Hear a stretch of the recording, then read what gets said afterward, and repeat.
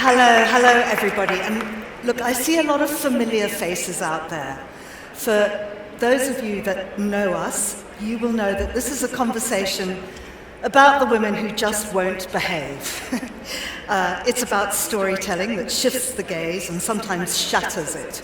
So Paro arrived in the 1980s like a Molotov cocktail disguised as a lipstick.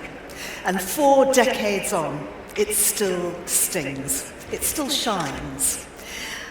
Our 2 extraordinary writers here, Namita and Anu, their own fierce storytelling on the page and screen continues that lineage right from that book 40 years ago. And you might notice that we've got some shiny packages here, and that's because we are unveiling the reprint of Paro 40 years on, and for that I would like to invite the publisher, Rosemary Hudson.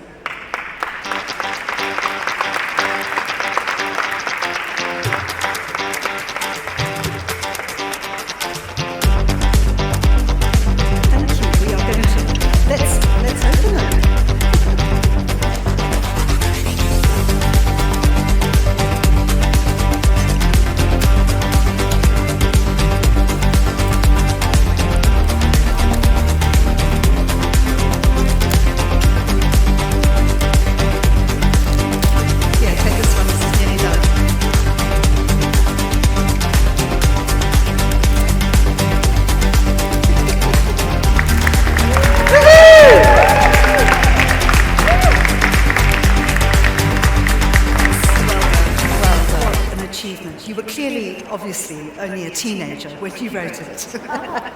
And of course it's absolutely made to be on the big screen, and maybe we'll talk about that. Hello. If you take us back though, Namita, what was in your mind when you created Paro? What were you pushing against? Because you must have known it would be quite risque. I had no idea. And when I wrote the book, I had just been, it sounds wrong, but I'd just been thrown out of college. And I had begun a film magazine, and it was very successful, and then it shut down for various reasons. And I wanted to write a novel, but I didn't know what. And one day I was walking along Marine Drive, and the voice came to me. Just hold it a little bit closer. The voice of the narrator, Priya, came to me, and the story began. But I'd like to tell you, when they just played this second video, the music in the background was the music I had requested, which is from a Hindi film. And it says, "Yoon to humne lakh hansi dekhe, tumsa nahi dekha," which means that I've seen lots of beautiful women, or sparky women, nobody like you, and it's a very pop song. And I just wrote a novel, and it got a publisher. My father asked me, "What are you doing?" when he found the manuscript. I said, "I've written a novel." He looked at the cover, it said Paro, Dreams of Passion. And he said, "Child, I hope you've been discreet." So he knew I didn't do discreet, but he asked me anyway. And and I thought it was quite discreet. But it wasn't.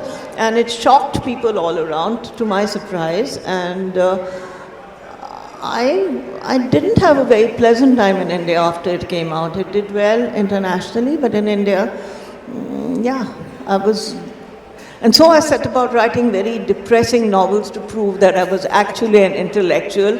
Not one of those books would find a publisher. So it got even more depressing. So, well, life goes on. And you said that Paro was actually a really big influence on your work. So what was your first encounter with the book, and what did it awaken in you as a writer? To be honest, I was actually very, very young when I had read it. I was still in college, or probably younger. And my first instinct was, oh my God, this is not for me. Maybe I shouldn't have read it. I come from a very, very conventional setup. We don't talk about things. We still don't talk about things like sexuality, desire. We don't own ourselves. Women do not. They really just toe the line. And to have witnessed something which was so empowering and liberating was another. I mean, I was also reading a lot of Hindi literature and also a lot of contemporary literature at that time. But to have witnessed these two women, both Paro and Priya was the narrator, and to see that they're deeply flawed and therefore so human was so refreshing, because we have always seen these kind of, this is also really right after the, I read it in mid 90s, late 90s. Also the time where there are so many stereotypes and which are being played around all over on television and popular and cinema. So to have something like this in literature also at that point, I think, gave me the courage to really believe that when you are, if at all one day when you become a writer, you can let your characters be who they are and fearlessly. So that has been a huge inspiration really, and continues to be. Yeah, and who your characters are the narrator, Priya, but she's always watching Paro, she's judging her, maybe envying her. And I wonder why that choice, what it says about how women see each other. I think the novel is a success and has remained a success because of the framing device of Priya as the narrator, who's the absolute opposite of everything that Paro is. And she loves Paro, she wants to be Paro, and she hates Paro because she cannot be Paro.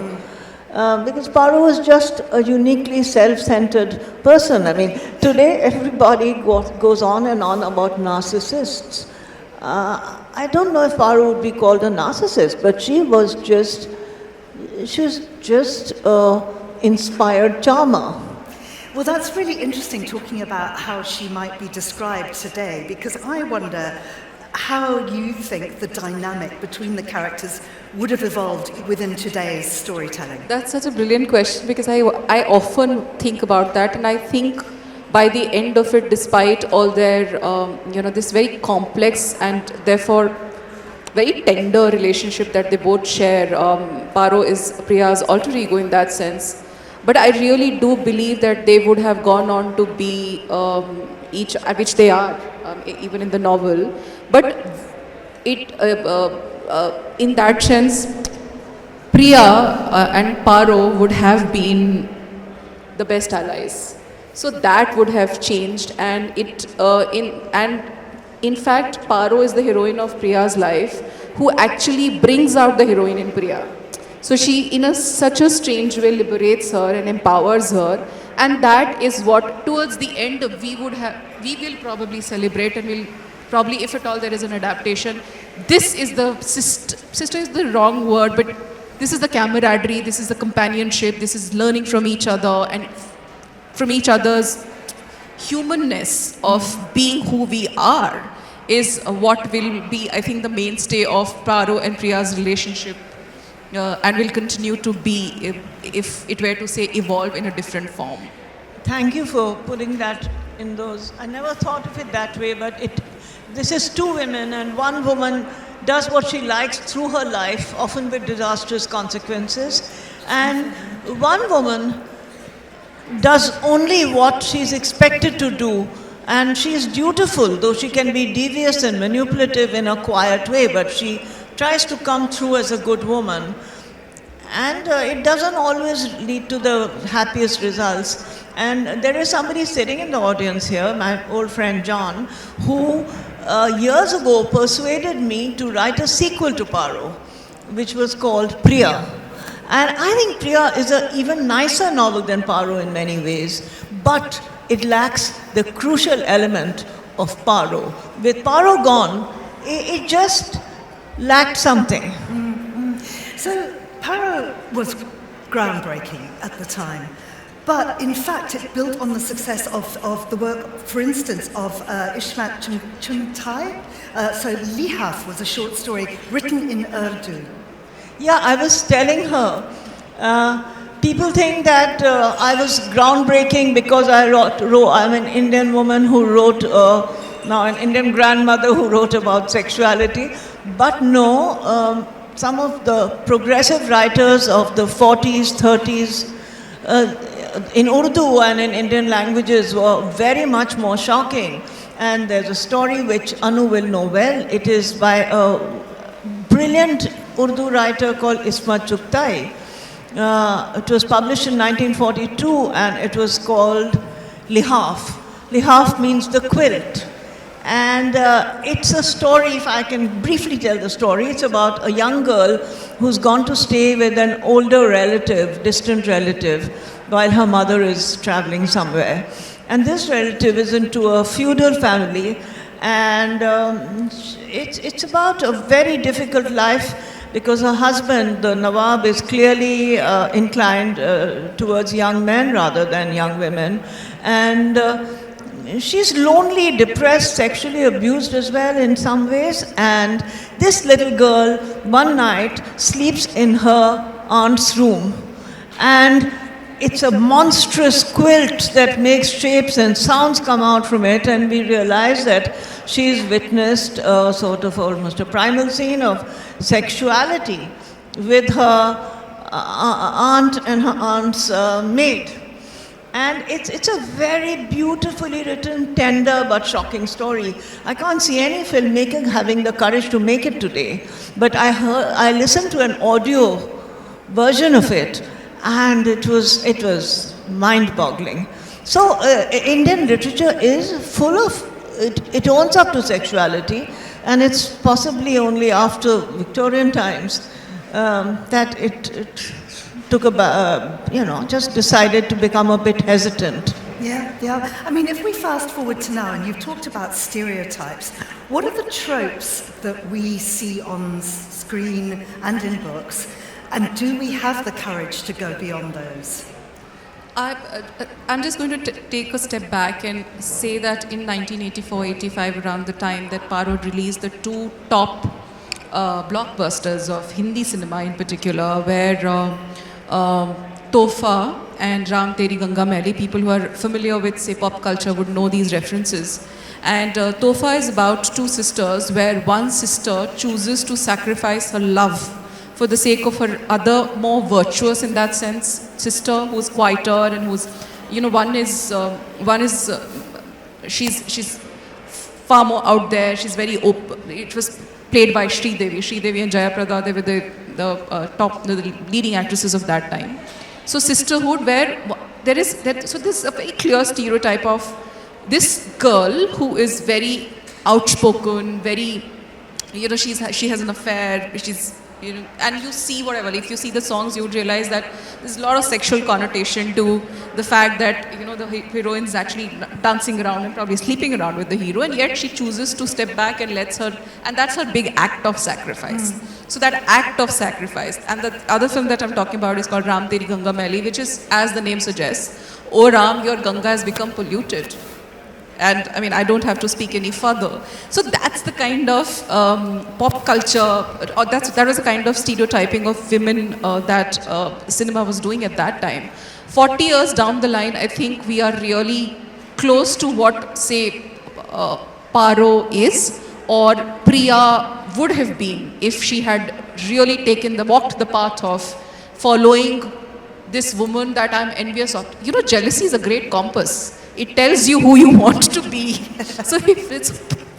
So Priya is now becoming Paro in the current context, and I'm very happy, and actually it's a great privilege to be a part of the builder of that narrative, where you're changing the characters in a way where they have the agency, they're making their choices. And just allow me a minute, I'll quickly talk about this recent film, Mrs., that I wrote, which was an adaptation of The Great Indian Kitchen. And it not just talks about kitchen politics, but there is bedroom dynamics, and the woman chooses to walk away from the marriage, not only because of what's happening in the household, but also what's happening to her in the bedroom.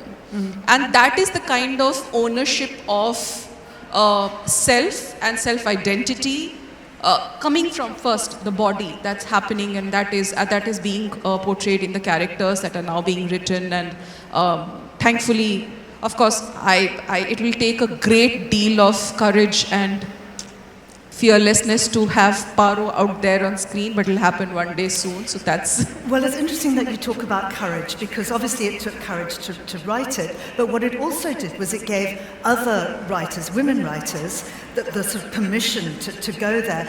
But I think it also gave people permission and the courage to live the lives they wanted, to just come out a little bit more. And I think you've even had readers come up to you and say that.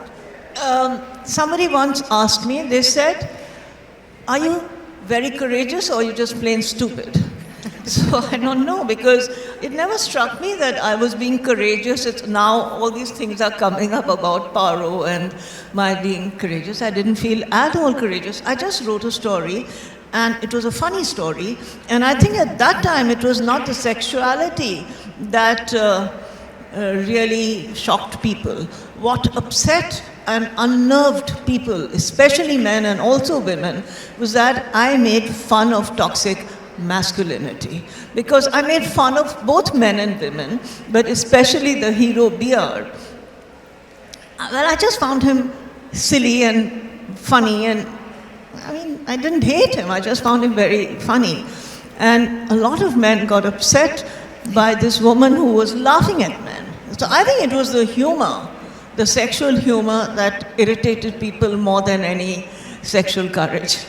And I have to add here that humor also actually reflected, it's not just about gender, it's also about class.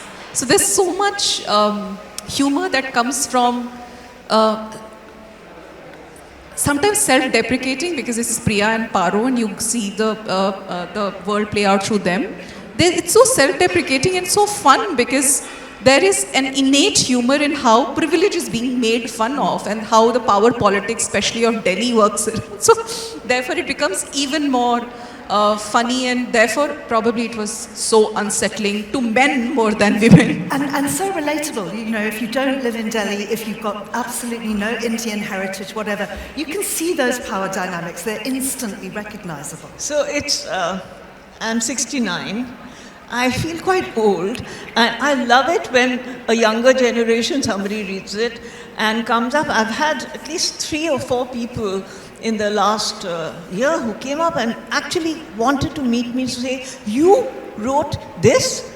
They can't believe that I mean, but it wasn't so very long ago, in the 90s in Indian cinema, as somebody wrote a very learned article, Sagarika, about it, was that it was a brief moment of individual and sexual freedom in Bollywood, where we had these tremendously empowered and brilliant and funny actresses like Shabana Azmi, like Smita Patil, though she wasn't funny, and Zeenat Aman and Parveen Babi. There were these actresses who were way ahead of where we are today.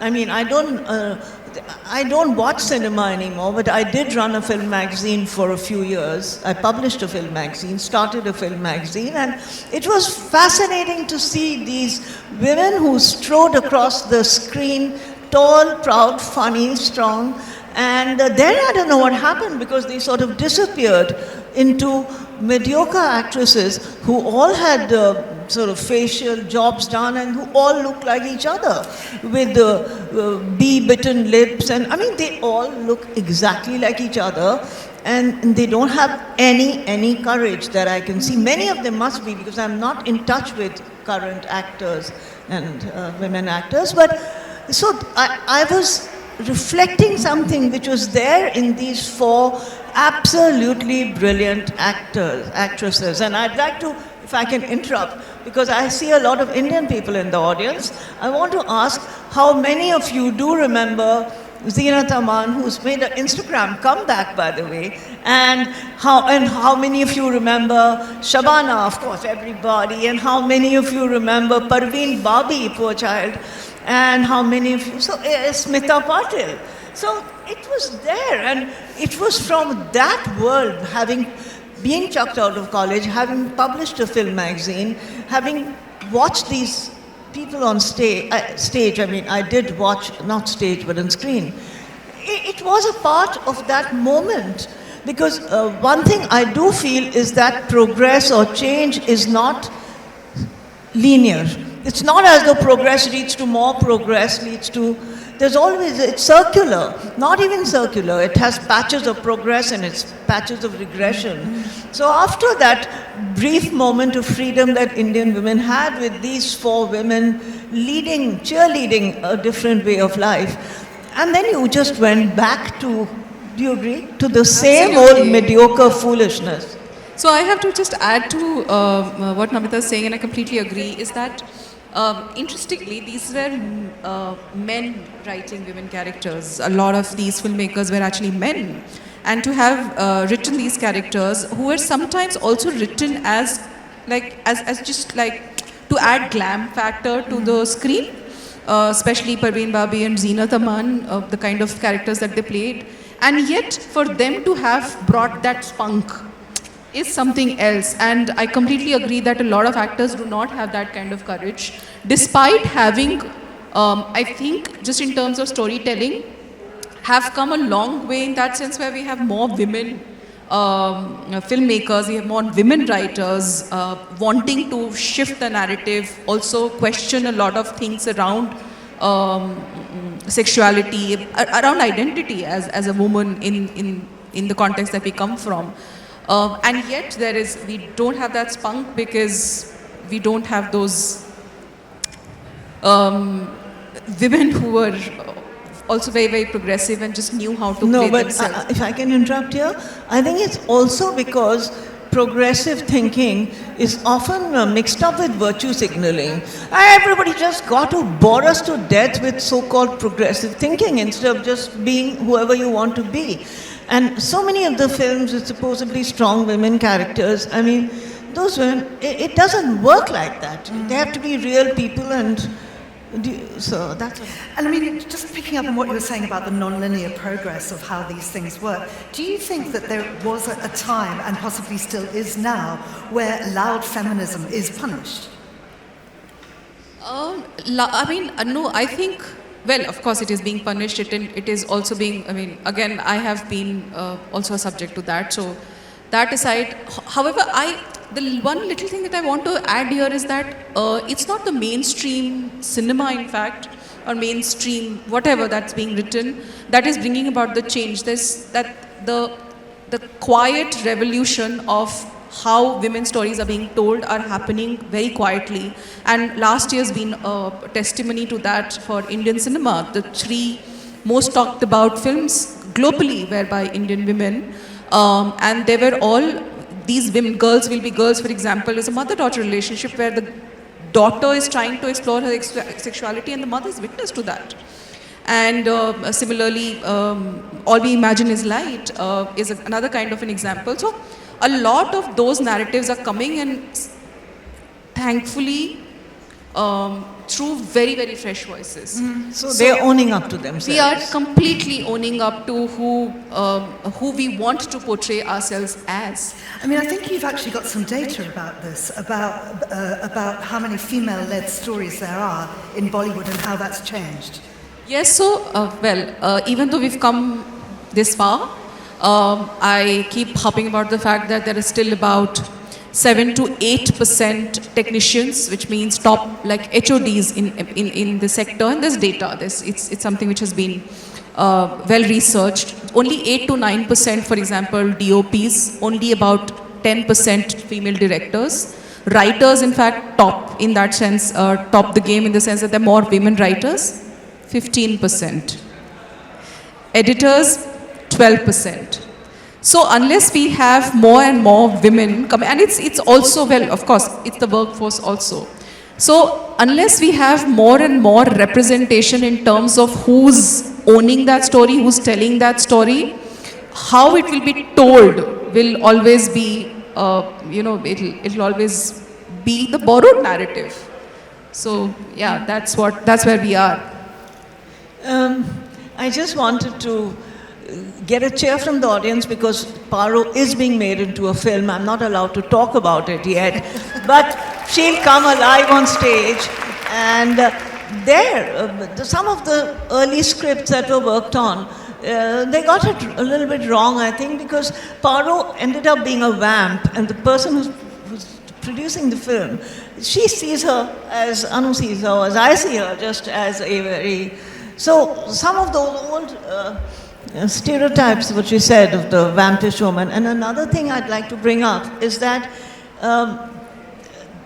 there is, in 1984 when the book came out, people didn't talk about homosexuality much, but there was a not unsympathetic homosexual character here.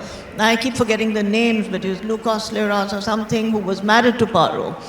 And there's a very famous gay rights activist, quite old now, called Hoshang Merchant. And Hoshang came up to me years ago, and he gave me a hug and he said, "You don't know how much courage it gave me in 1984 to read your book and just have a gay character just there in a normal way." So these things. But I've never had the courage to show a transgender person because there's a lot of representational problems there. I don't know the whole story so well. But I think there are so many genders around, and I think Paro had a bit of a man in her, would you say? She had a masculine energy. Maybe I'm wrong there. No, absolutely. And it also reflects on she's not the quintessential mother that she's supposed to be to her child. And when Priya looks at it, she is also looking at it with a sense of longing because she doesn't have what Paro has, which is also a child. And she's lost her child. I don't want to give spoilers, but the point that I'm trying to make is, in every sense of the word, whatever is expected of a woman to be in terms of just like, these are the traits that a woman should have, like some sort of a feminine energy, some sort of a nurturing, also sometimes, pardon my this thing, but sometimes also being this very nice parasite, which is what suits everybody, right? Because then the privileged position of the masculine energy remains as is, because masculine energy or men continue to be the provider. So she's breaking all of that. She's making her own choices. And she is actually, in that sense, more of a man. She's a woman of her own mind. And that is what Priya longs to have also. So I'd just like to ask how many people in the audience have read Paro? 2. No, there's a few 4, over please, there. There's 5. More and more people are owning Please up. make your way to the bookstore and read it. Otherwise, you're just hearing about it and it's not. I mean, it's just a funny story and you'll all enjoy it. Sorry to break into Namita, that. are you Priya? No, I'm not Priya. And I'm not Paro. A lot of people in India were convinced I was Paro because I had brown eyes and she had green eyes. I used to drink a lot of cognac. She used to drink gin. So they made me into this gin-drinking, green-eyed woman. And there was somebody who said an adulterous novel by an adulterous woman was the headline. And no, I'm not Paro and I'm not Priya. I'm somewhere. I won't even say in between. But Priya certainly not, no. I mean, your writing has always recognized the intimate as the political. And I wonder if when you look at contemporary Indian writing today, particularly by women, if that is still something that's been practiced, or are the edges softening? And are we also seeing more gender diverse work coming out within the contemporary novelists of India? I think there's more gender diverse work coming out from men or the gay community. Women are shy and private about their lives, whether they are whatever this, especially about women relationships is what I find. And they were less shy at the earlier times, perhaps, like in Lehaf. What do you feel, Anu? I think differently. I think there are more and more very powerful. I mean, last year, for example, I was trying to actually very consciously read more of women writers, and also because it informs your writing as well as a screenwriter. And really, just in terms of candor, just in terms of really examining the world that we're living in, the women writers have become more and more informed and therefore more and more fearless and also objective. So it's not coming from a place of victimhood at all. There I agree, but are you talking about fiction or are you talking about screenwriting? I'm talking more of fiction. And screen always, cinema is always far behind from literature, really. So we should really be hastening the process. But last year had some of the best memoirs, some of the good fiction writing also come from women writers. mother-daughter relationship, for example. There's so many other themes that have been explored, and also even in non-fiction there has been a lot of. So I'm very hopeful, and I feel like there's more to be done, of course, because there's so much that we have to cover up. But I feel it's like really go out and look for a lot of women writers from India and read, and there's so much that's being written about. Georgina, could I interrupt for a moment and ask a question of Anu? I've known Anu for something like, not 20, 15, 18 years, and I've watched her completely change, because Anu was a much more shyer person earlier. And I know that Anu comes from extremely conservative family in a conservative part of India, where everything is there, but there are all kinds of red lines around what's to be done and not to done. And she's written, her first collection of short stories is simply extraordinary. I read it in Hindi, it's called Neela Scarf, and then it was published in English. It's out there in the bookstore, I hope, called The Blue Scarf. And it's about small town India, women in small town India and their small rebellions. And I wish you'd tell about that, because that's really where the story begins. With the girl, tell us about those stories, which were very important. And I must admit that a lot of inspiration actually comes from reading before, what has been written before. So stories of small town India came because I had by then I was already reading, say, Krishna Sopti or Namita. There's so many other writers who had written about both Indias or all kinds of Indias. To have, these are stories of quiet rebellion, yes, because it takes a lot of courage. I think 15 years ago, the person that I was, or a writer that I was, your first book is always, it is coming from a space of like deep, just honesty, and you don't care. You just want to write, and it has to be out there because you just want to tell those stories. And it may or may not necessarily come from your own personal experience. However, Neela Scarf had those stories which came from, and they were all women who were trying to make sense of a lot of things that were going around them, who did not have the, so for example, domestic things, for example, sexuality, for example, women relationships with each other, like how girls or how young women behave with each other when they're in different circumstances. And again, it's that kind of the sense of how the arc is simple. Can you make that choice of breaking away from the situation that's bothering you or not? That's the arc of every story. And that is what, again, bringing back to Paro, and that is what I think till date fascinates me the most. From the word go, here is this character who's completely making the choices on her own. That is what I think storytelling is about, and especially when you look at the heroine's journey, is all about making to be able to make that choice yourself and to be able to completely own it. So that, even as a writer, that has been my arc, and that is my constant quest as to when the female characters are, or any character for that matter, is being written, what is it that character is seeking and where does she stand? And therefore, I keep saying this, Priya's journey sometimes becomes so much more interesting to me, because then you see that there is a potential need or want that she has, which she will eventually fulfill. And do you, one more question can I ask her? I just want to know if things have changed in small town India. They have. One thing that has completely changed it is the power of social media. So it has given, I'll give you a very simple anecdote. I actually come from a family where I was the first woman to go to a university. I'm the first person who became first woman who became financially independent. I was the first person who was reading. I don't come from a family of readers or writers. Nobody in my family writes or probably reads, except the ones who came after me, hopefully. So, but I still have a large part of my family living in a village in Bihar.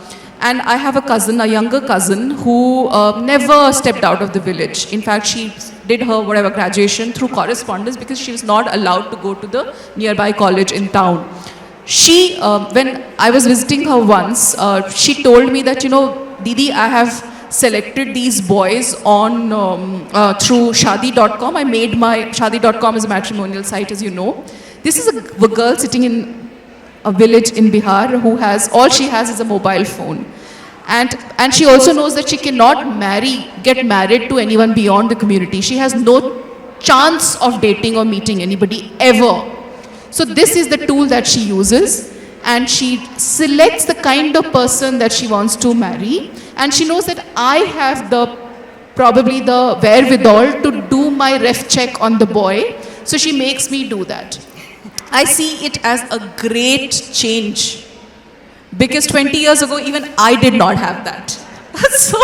So that is how things are changing in small town Bihar, and that is why, or small towns across, which is why those more and more, if you want to, I mean, I really keep saying this, that every act of resistance is not just personal. It's not a personal story. It is political, because it is adding to a bigger narrative. So when Paro Paro is not just a woman's journey, or a story. It is also the story of the times of India in 1984, when the only woman prime minister that we had is killed.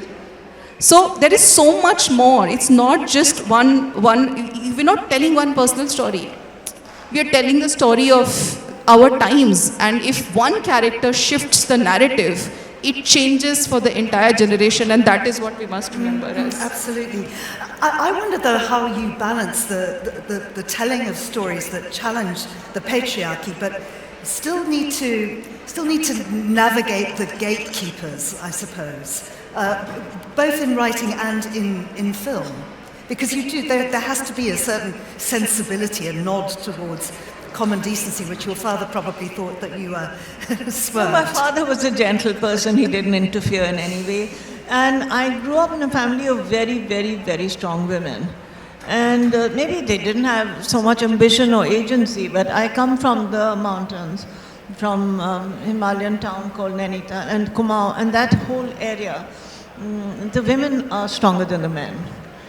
Traditionally, it's well known that the men sit around and drink tea all day long, and the women go and they get the water from the springs, they get grass for the fodder, and they have been known on occasion if a tiger attacks their sister, there's a strong sense of sorority there. They've been known to kill a tiger or two with their with knives, and it's an extraordinary society of very strong women. Most mountain women are strong, but ours are famously strong. And we had a very famous Kumaoni writer called Shivani, who was an aunt of mine, whose stories had already paved the way. And she was not always popular, but they said, oh, she's going the Shivani way. So I didn't have to meet any gatekeepers except those who no. You were talking about social media a little while ago, and I wonder if you think that it's empowered female writers and filmmakers, or if it's made them more vulnerable and exposed to kind of backlash and hate speak and all the rest of it. Oh God, there's a lot of it. The film that I recently, which released, we had small morchas from men's organization coming out on streets, and so much hate mail. I mean, I had to go off social media for a little while. I was like, and who cares? It's okay. So, but you find a way of dealing with it. One thing that has happened definitely is there's more sense of support also.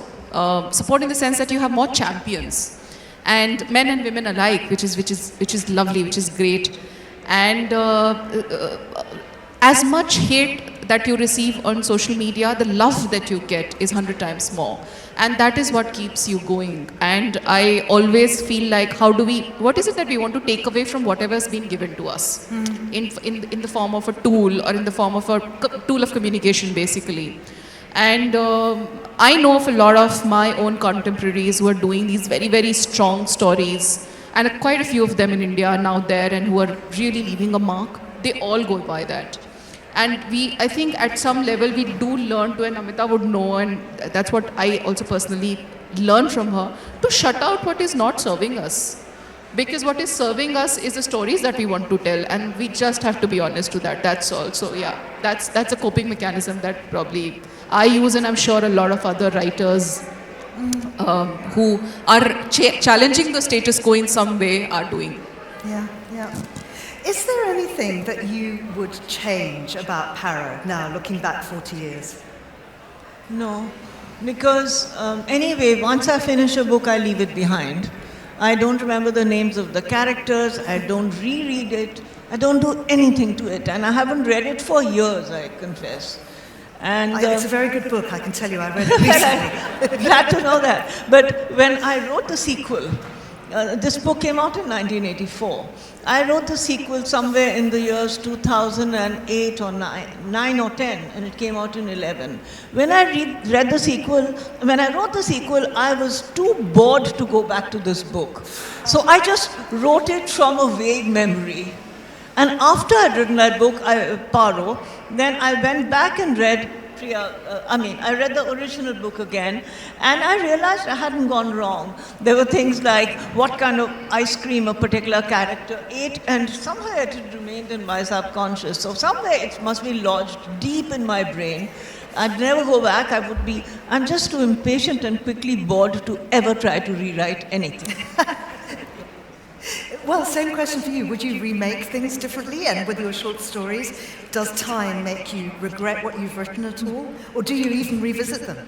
I don't, and I will never, for example, adapt my own work, or I will never translate my own work, because really you have to move on and let go of it, because it doesn't remain yours. Once it's out there, it is the readers as much as, I mean, it's less of yours, it's more of the readers. So no. However, I would want to answer the other question which you haven't asked, is if I were to actually reimagine Paro, for example, the one thing that I would definitely want to amp up is Priya's, the jealousy, the envy, because it's the beautiful driving force. And as she's looking at Paro, it's such an interesting gaze. A lot of us are getting vicarious pleasure because we come from systems where we were raised to serve the system. And here's a woman who's manipulating the system in her own way and is doing whatever she wants. So just that much I would want to amp up, and in the end probably give them a moment of just deep understanding for each other, that we are there for you. We've hated each other, but we can't live without each other. So that's the only thing, that these two things probably I would want to add if I were to ever given a chance to remake it. Now, we're going to come to you in a moment, so please do prepare your questions. But I have one more for you, Namita, and I have to ask you this because you've referenced it twice in our conversation and you haven't given us any details. Why were you thrown out of college? It's a long story. When I was 18, when I was 17, I fell in love. When I turned 18, got married. It was a love marriage, but the parents were especially his parents were very delighted that he was getting married, and I looked like a nice Indian girl. And at the same time, I was deeply interested in Indian literature and the Indian languages. I was studying English literature, and I was studying in a college called Jesus and Mary College, and there was a nun there who was more fond of me who was suspiciously fond of me, let's say. She would call me to her office and she'd say, why don't we drink some Santorini together? Santorini was sort of tonic, and so I would get to college, and first thing I'd be drinking Santorini with the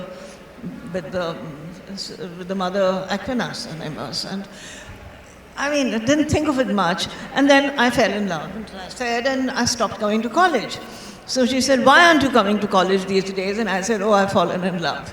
She said, bring the young man to see me. And I said, okay. So we went together to see her, and they hated each other. And then when I got married, they had a special prayer for me in the chapel. And they said, you've succumbed to lust. So, okay. And so when I was there was a paper on Chaucer. And I wanted to do the paper on Chaucer. I didn't want to do the paper on Chaucer. I did a paper on modern Indian literature in Hindi because there was very good writing in Hindi, Mohan Rakesh, lots of good books happening. And I thought I was in the clear in being able to give that paper. But at the last minute, she said no, and she held back 120 girls from the college. Using her discretion, it was a very complicated legal thing. I gave my exam, but the results were stopped from coming out because it was a minority college. And then she stopped being a nun. She went to Rome and didn't have a good experience there. And she was a Kerala nun, and she was defrocked. So it was very. So when she left for Kerala, I went to see her. I can be a bit, I think, being very smart, but she didn't catch on at all. I gave her a book and I said to Sister Aquinas, who gave me my education in the real sense of the word. Because I was stuck, getting out, being thrown out of college was really the most important thing that ever happened to me. It looked like the end of the world at that time. But it taught me to move away from academic writing styles or academic things like that. And now I'm going to get, by the way, everybody will be very happy to know I'm going to get a degree next month from a university. And so somebody who's not a graduate will get. And of course, if you get an honorary degree, you can't pretend. You can't say Dr. Namita Gokhale. I can't do that, but I will be secure that I have a degree at last. And in India, if you don't have a degree, you get B. If you're a BA, you get you get a better prison if you go there. And you get a B grade prison if you're not a graduate. So now I'll say I'm a graduate. And if you have an honorary degree, what does that mean for your prison sentence? I'll get an even better jail thing. Okay, audience questions. Give us a wave. So we've got 1, 2 there, another one here, another one there. Thank you. You mentioned a friend of yours convinced you to write a sequel to Paro, but you wrote the sequel over 20 years after Paro's original release. I'm curious, what was said that convinced you to write a sequel after that amount of time? What convinced me was that it was an experiment in style. I wanted to see if I could go back to that old novel and bring it into a different time and place. It was like a set piece kind of a thing. So it was the challenge of writing a sequel, of reimagining those characters, that moved me to do it. It was a challenge. It was like being given an essay to write. It wasn't something that just came out of my imagination. I had certain limiting factors. I couldn't walk outside the old story. And within that, I had to repot a new story. So I loved that challenge. There was another one just next door, yeah. Thank you for a lovely talk. Let me know if you can hear me. This is a conversation, this is a question directed more to Anu, but I'd be very happy to get your perspective on it as well, Namita. You were speaking about the lack of representation of women in filmmaking, and a lot of what I understand of it is related to the structural limitations of the industry when it comes to hours, particularly now that there's a lot more serialization, there's a lot more streaming involvement, and there's a lot more conversation around working hours not being respected as they used to. Filmmaking never has had very regular hours. So in both of your experiences of filmmaking, of script writing, and of publishing, what do you think are the structural barriers that you've seen most movement on? And what are the structural barriers that you feel really still need a lot of work? Such a good question, and thank you. So the structural barrier actually comes from the simple thing, which is money. You know where the money is coming from. The money is coming from, say, for box office, it's coming from the audience. And who are these people? Or audience, or in case of, say, OTT or television, subscribers. Who are these people who are paying for the tickets or for subscriptions? They are, it's very male skewed, 18, 19 to say 35, male dominated more than women. So they are the ones who are paying, and therefore they are the ones who are getting the kind of stories that they want to see. And that begins to define the entire structure of how, say, representation will happen.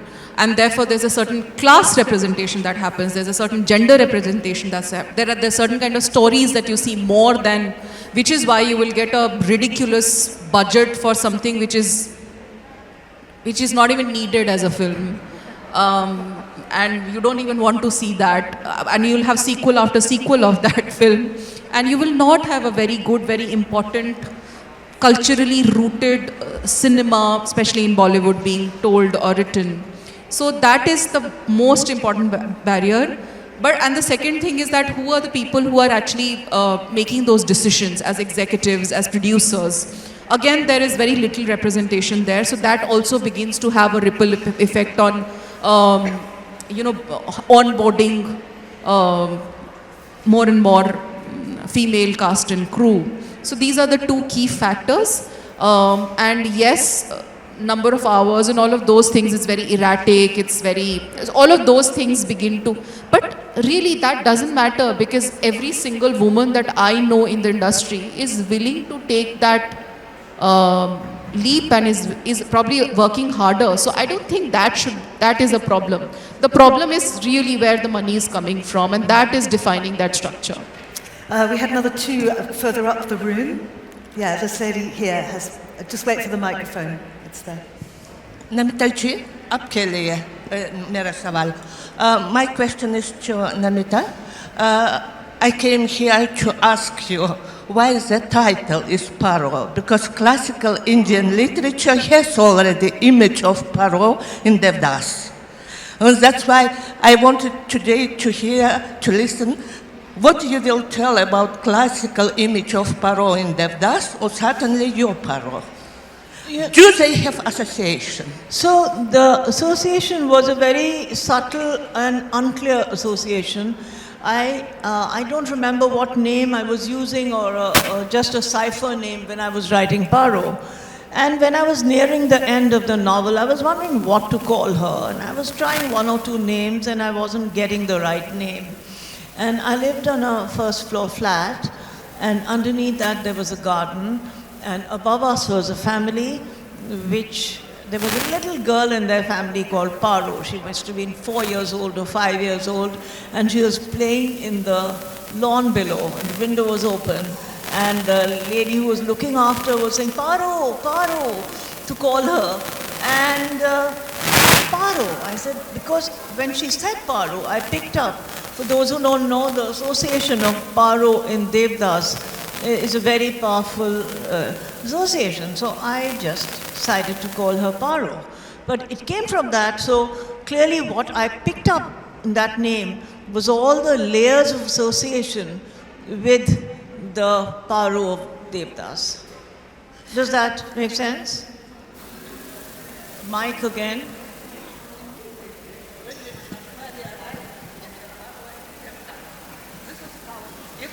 Old one, not where Vijay Tamala was? No, the old one. Yeah, yeah. The new one wasn't made then. But I had this association, and yesterday I heard your opening speech, and that's why I came extra today to ask you how much this Paro is connected to Devdas. Thank you very much. Thank you. Will you pass the mic back to the lady there behind you? And I'm afraid that's got to be the last question. This is a question for both of you. From the empowered India that Namita Aji talks about, where Priya actually wants to be Paro and wants to express herself, to the fantastic representation of the imprisoned India in your Missus, where the last scene, she doesn't want to be anything. She doesn't want any empowerment. Is that where we are? Do you think that's where the problem really is in 2025?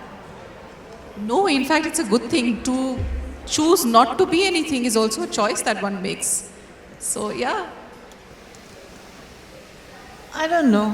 Empowerment is, as I said, everything is circular. These movements are very circular. You can get very tired of being empowered also. Well, thank you both so much for helping us tell the stories and share the stories that need to be listened to, for empowering us and for giving so many people so much pleasure, particularly with all of your work. You'll be signing? Please head towards the bookstore. Thank you so much. Thank you for coming. Thank Thank you.